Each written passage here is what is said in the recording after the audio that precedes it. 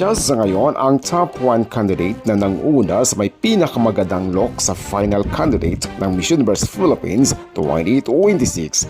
Narito sa ngayon kung paano nito pinaghandaan ang kanyang iba't ibang mga look sa daily activity ng final candidate, kaya nangingibabaw at nangunguna sa kapwa candidate at malakas ang kanyang laban ang pambato ng La Union sa nag-alapit na final ng Miss Universe Philippines 2026. Narito sa ngayon ang ilan sa mga pasilip sa kanyang panibagong look.